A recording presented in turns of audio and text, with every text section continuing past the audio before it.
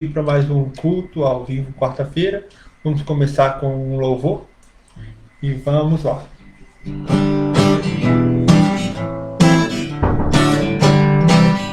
Deus enviou seu Filho amado para morrer em meu lugar. Na cruz sofreu por meus pecados, mas o sepulcro vazio está, porque Ele vive, porque Ele vive. Posso crer no amanhã, porque Ele vive.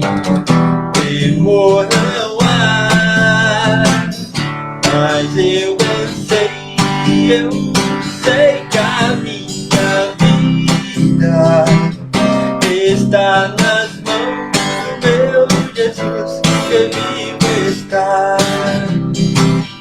E podem chegar a hora em que a morte enfrentarei sem medo. Então terei vitória, verei na glória o meu Jesus, que vivo está. E Ele vive, posso crer no amanhã, porque Ele vive. Temor não há, mas eu sei que a minha vida está nas mãos do meu Jesus, que vivo está. E Ele vive, posso crer no amanhã, porque Ele vive. Temor não há, mas eu sei que a minha vida está nas mãos do meu Jesus, que vivo está. Amém. Eu vou.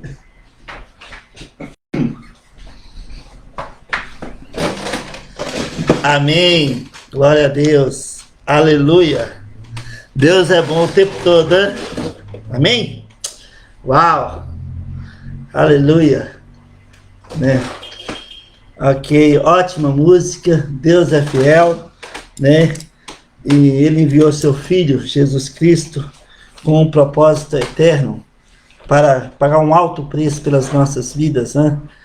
E esse privilégio nós temos hoje como filhos legítimos de Deus. Nós podemos cantar louvores, e porque Ele vive, nós podemos crer no amanhã. Nós podemos acreditar no amanhã.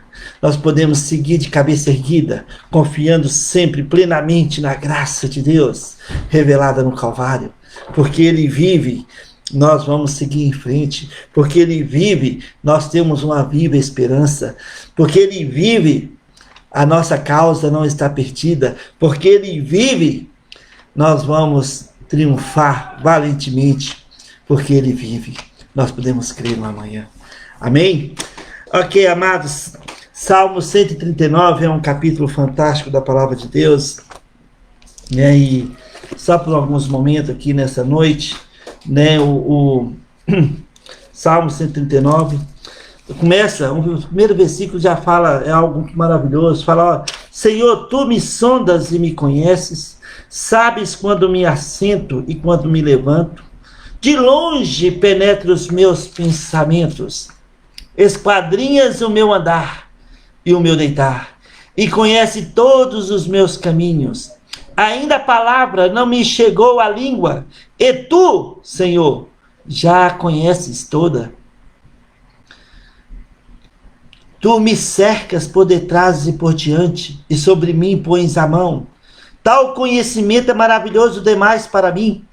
É sobremodo elevado, não o posso atingir. Para onde me ausentarei do teu espírito? Para onde fugirei da tua face? Se subo nos céus, lá estás. Se faço a minha cama no mais profundo abismo, lá estás também. Se tomo as asas da alvorada e me detenho nos confins dos mares, ainda lá me haverá de guiar a tua mão, e a tua destra me susterá. Se eu digo, as trevas com efeito me encobrirão, e a luz ao redor de mim se fará noite, até as próprias trevas não te serão escuras. As trevas e a luz são a mesma coisa. Pois tu formastes o meu interior, tu me teceste no seio da minha mãe. Graças te dou, visto que por modo assombrosamente maravilhoso me formastes. As tuas obras são admiráveis, e a minha alma o sabe muito bem.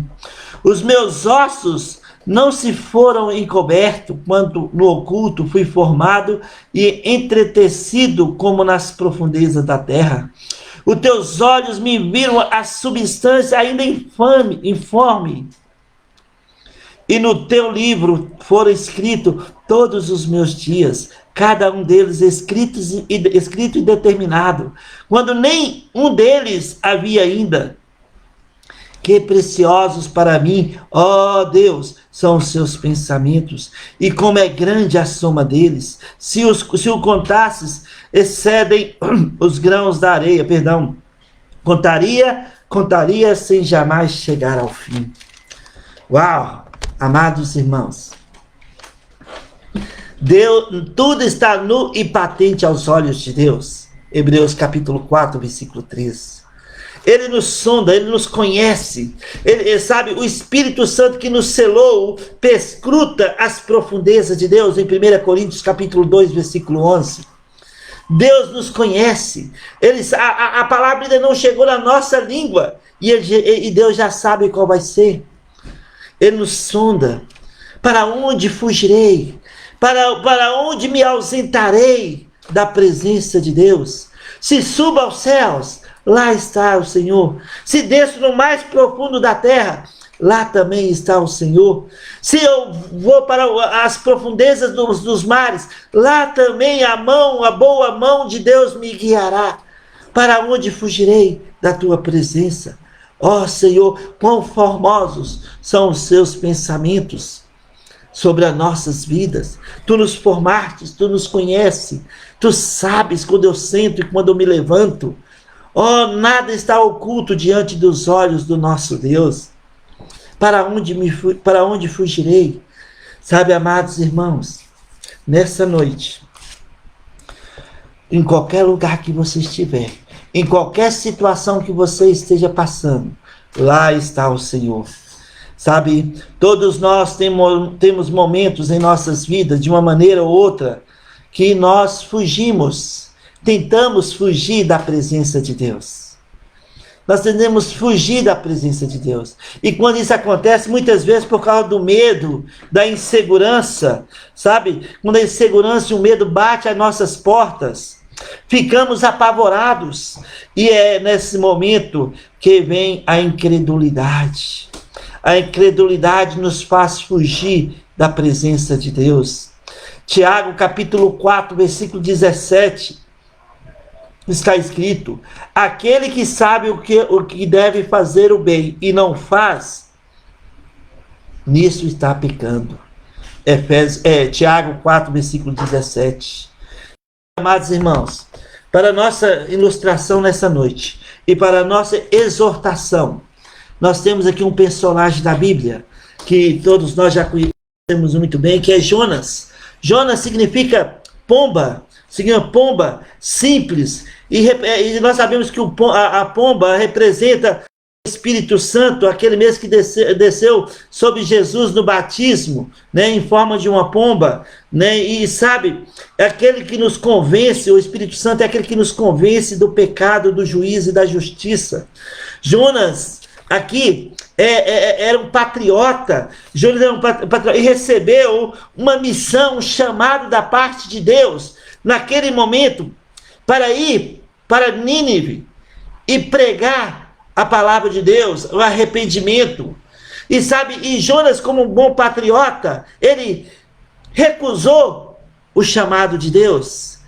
Nínive, sabe, a cidade de Nínive era formada por homens rudes, capital da Síria, esse mesmo país que levou cativo o Reino Norte, Israel, mas depois nós sabemos que veio contra o Reino Sul, né? E o anjo do Senhor matou 181 mil assírios. Mas Nínive era a capital da Síria.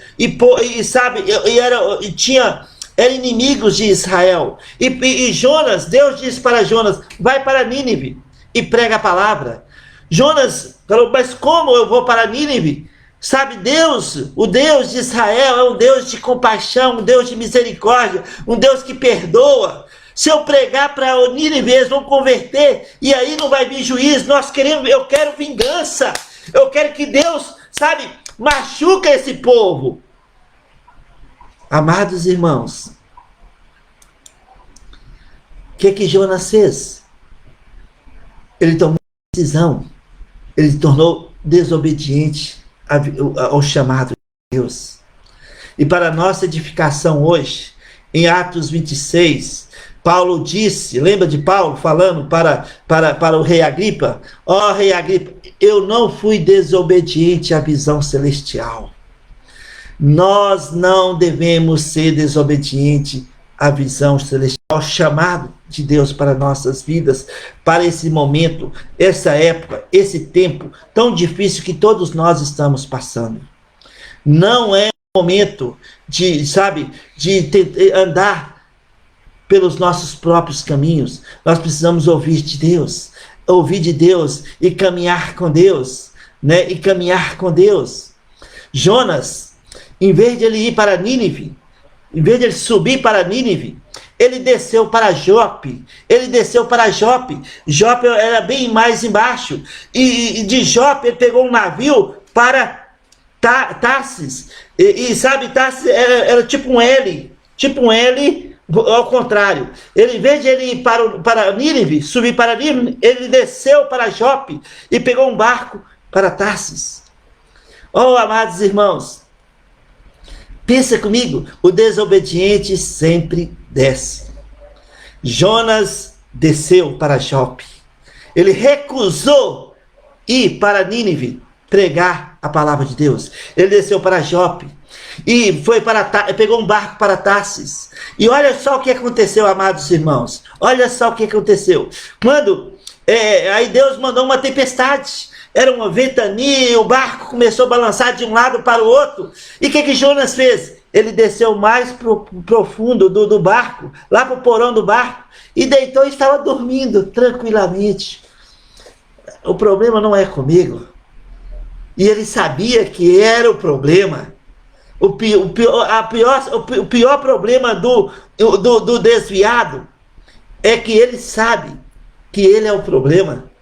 Jonas, ele desceu para Jope, foi para Tarsis, e no meio do caminho no mar, o tempestade, ele desceu para o porão do barco. Estava dormindo, enquanto o capitão do barco e os marinheiros estavam tirando todas as coisas, jogando tudo do mar para tentarem se salvarem. Eles falaram cada um para invocar o seu Deus para livrar daquele tumulto. Aí quando eles chegam lá no fundo do barco, no porão, quem está lá dormindo? Jonas, o desobediente sempre desce. E aí o capitão fala: invoca o seu Deus. Você falou: quem é você? Invoca o seu Deus. Ele: eu sou um profeta do Deus vivo. E o problema sou eu. Me lança no mar, que a tempestade cessará. Eu sou o problema. Sabe, nós que somos nascidos de novo, salvos pela graça de Deus, temos a garantia de vida eterna. Quer pois vivamos ou morramos, nós somos do Senhor. Para onde fugireis? Para onde me ausentarei da presença do Senhor? Até mesmo nas profundezas do mar, lá a boa mão do Senhor me guiará. Sabe, amados irmãos, o capitão não teve outra escolha senão jogar Jonas para dentro do mar. O desobediente sempre desce. Jonas foi para as profundezas do mar. E um grande peixe engoliu Jonas e levou ao mais profundo do mar. O desobediente sempre desce. Oh, amados irmãos, pensa comigo nessa noite. 3 dias, aquele peixe ficou com Jonas na sua barriga e não fazia digestão de jeito nenhum. O peixe devia estar sofrendo. Imagina você, quando fica um dia, sem poder ir no banheiro, alguma coisa, a gente sofre. Tem alguma gente como alimento estragado, né, e não faz a digestão, a gente sofre, dá uma dor no estômago, a gente passa mal, a gente toma remédio. Imagina aquele peixe, 3 dias, ele engoliu Jonas e não fazia digestão de jeito nenhum. Mas Jonas, lá do ventre do peixe, ele invocou o Deus de Israel. Para onde me fugireis? Para onde me ausentarei da sua presença? Até mesmo nas profundezas, lá estás. E Deus ouviu Jonas, lá no profundo do mar, no ventre do peixe. E Deus ordenou, e o peixe foi e vomitou Jonas na praia. Imagina que alívio para aquele peixe. Uau! Aquela comida estragada. Nós sabemos quando nós comemos algo estragado, quando nós vomitamos, a gente melhora na hora. Aquele peixe ficou com Jonas 3 dias na barriga sem fazer digestão. 3 dias. Quando ele vomitou, que alívio para aquele peixe. Né, amados irmãos? O desviado é um indigesto. Infelizmente, o desobediente sempre desce. Aí Jonas tomou uma decisão. Eu vou lá para Nínive. Já que é para ir para Nínive, eu vou obedecer ao meu chamado. E ele foi para Nínive. E chegou em Nínive. Durante 3 dias de caminhada pela cidade, ele começou a pregar a palavra de Deus. Ele começou a pregar a palavra. E o povo de Nínive se arrependeu. 125.000 pessoas na cidade de Nínive se arrependeram. O rei deu ordem ao povo se vestir em pano de saco. E se arrependeram. O povo se arrependeu vestindo pano de saco.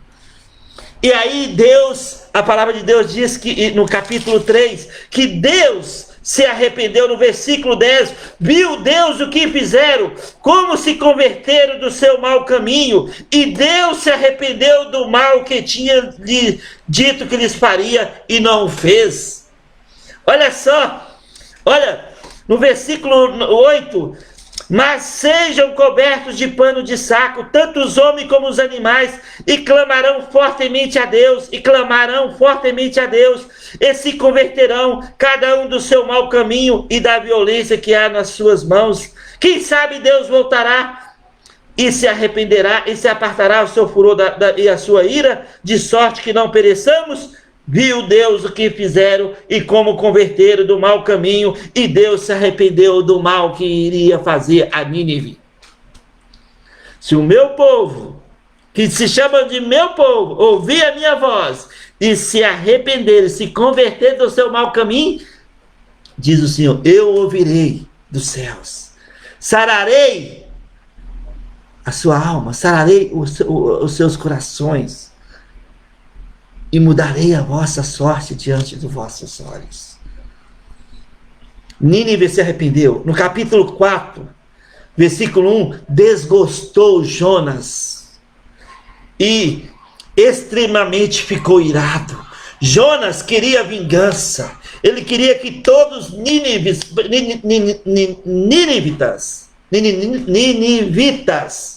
né, pagassem fossem moídos por Deus, que Deus matasse todos. Ele queria vingança, porque Nínive foi mal para com Israel no passado, e Jonas queria vingança. Quantas vezes nós queremos vingança, amados irmãos? Nós sabemos, às vezes alguém pisou no nosso calinho no passado, e nós ficamos ali, né, querendo vingança. Isso é ruim, isso é mal, porque Deus pode mudar, a se arrepender do mal, como arrependeu para Nínive. E Jonas ficou irado, com raiva, porque Deus é um Deus de compaixão. Deus se arrepende do mal, Deus sara as feridas, Deus cura quando o ser humano se converte diante de Deus, se arrepende. Quando o desviado confessa seu pecado, o caminho é aberto imediatamente, de novo diante do trono da graça. Sabe, Jonas desobedeceu a Deus e foi descendo até chegar às profundezas do mar. Mas agora Jonas, 3 dias pregando em Nínive, o povo se arrependeu e agora ele ficou irado, ele ficou com raiva. Aí, ele sentou na beira da estrada para ver o que Deus ia fazer com o povo. Aí Deus fez criar uma planta que trouxe sombra para Jonas. E isso fez Jonas ficar, nossa, beleza, sombra e água fresca. Isso alegrou o coração de Jonas. Mas no outro dia, Deus levantou um verme que comeu aquela planta e ela secou. Aí Jonas ficou furioso. Na primeira vez, Deus perguntou para Jonas: é razoável a sua ira, Jonas? Né? E Jonas falou: eu sabia que tu és Deus clemente, misericordioso, e tarde em irar-se, e grande em benignidade, e que te arrependes do mal. Peço-te, pois, ó Senhor, tira minha vida, porque melhor é morrer do que viver. É melhor morrer do que ver o Senhor perdoando Nínive. É melhor morrer do que ver, sabe, o Senhor agindo com graça e misericórdia com o inimigo. Olha que ponto. Aí Deus pergunta: é razoável a sua ira, Jonas? Aí foi ele, quando Deus fez nascer aquela planta e trouxe sombra e alegrou o coração de Jonas. Mas no outro dia, o que aconteceu? A planta morreu, secou. E Jonas ficou furioso de novo. No versículo 9, então perguntou Deus a Jonas, de novo. Deus perguntou: é razoável a sua ira por causa da planta? Ele respondeu: olha o atrevimento de Jonas. Olha como Jonas foi ousado diante de Deus. Deus perguntou: é razoável? É aceitável? Tem razão no seu questionamento? Jonas respondeu no versículo 9: é razoável sim, é razoável até a minha morte. Eu estou furioso porque o Senhor se arrependeu, o Senhor é clemente. Eu queria vingança, mas o Senhor está perdoando. É razoável sim. Aí Deus responde para Jonas no versículo 10 e 11: tornou o Senhor: tens compaixão da planta que não te custou trabalho, a qual não fizeste crescer, que numa noite nasceu e numa noite pereceu? E não hei eu de ter compaixão da grande cidade de Nínive, em que há mais de 120.000 pessoas que não sabem discernir entre a mão direita e a mão esquerda, e também muitos animais? Acabou com Jonas. Deus é o Deus de compaixão. Deus perdoa, Deus liberta, Deus restaura. Amados irmãos, o desobediente sempre desce, mas quando ele confessa, ele encontra graça, ele encontra perdão, ele encontra amor incondicional, ele encontra a obra consumada. Nós não merecemos, mas Deus está nos acolhendo, nos abraçando e falando: oh meu filho, a minha filha, eu te amo tanto, tanto, tanto. Você é precioso, preciosa para mim, sabe? Vamos caminhar juntos, vamos tomar passo de fé, vamos fazer o que é certo juntos. A graça de Deus é tão plena e tão, sabe, gratificante para as nossas vidas nesse tempo de pandemia, amados irmãos, porque ela não exige nada de nós. Pensa nisso. Amados, nessa noite, Para onde me fugirei da presença do Senhor? Para onde me ausentarei da presença do Senhor? Não fuja do chamado de Deus para a sua vida. Se Deus te chamou a fazer algo hoje, faça com todo o empenho, porque isso agrada a Deus, a nossa fé. Hebreus 11:6. Fiel é o que vos chama, o qual também o fará. Ergue a cabeça, vamos caminhar com Deus, vamos pensar grande, vamos buscar as coisas do alto, como está em Colossenses capítulo 3, versículo 1 e 2, porque nós estamos, no versículo 3, fala que nós estamos escondidos em Cristo e Cristo em Deus, e quando Cristo se manifestar, nós manifestaremos com Ele em glória e poder. Uau! Aleluia! Aleluia! Aleluia! Amados irmãos, não fuja do chamado de Deus para a sua vida. Não se faça de mal entendido. Não foge do plano de Deus para a sua vida neste momento. Faça o que Deus te chamou a fazer. Ande de fé em fé. Sabe, restaura com Deus se você está caminhando por caminhos, sabe, que não são os caminhos de Deus.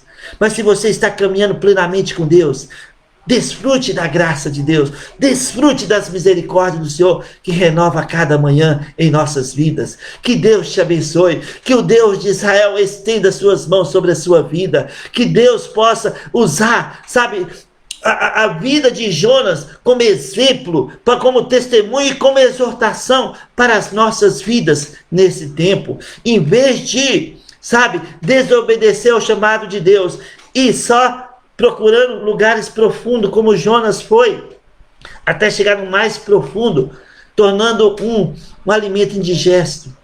Vamos restaurar nossa comunhão se estamos andando por caminhos errados. Vamos desfrutar do perdão de Deus, do amor incondicional do nosso Deus. E vamos ver, com o nosso Deus vale sempre a pena. Com o nosso Deus vale sempre a pena. Que Deus te abençoe. Que Deus estenda as suas mãos sobre a sua vida. Que Deus estenda as suas mãos sobre a sua família, agora e sempre. Sabe? E como diz Salmo 139, né? Deus nos sonda e nos conhece. Conhece-nos profundamente. A palavra ainda não chegou nas nossas bocas, na nossa língua, e Deus já sabe qual é a palavra. Sabe, Deus conhece a nossa estrutura. Para onde fugirei? Para onde eu me ausentarei da presença de Deus? Se eu for para o alto céus, lá o Senhor está. Se eu for no mais profundeza da terra, Deus está lá também. Se vou para o alto mar, até lá mesmo, a boa mão do Senhor me guiará. Sabe, amados irmãos, não fuja da presença de Deus.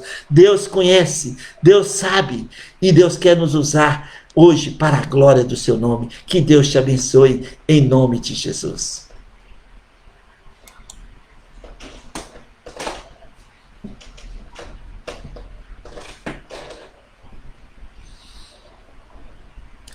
Que Deus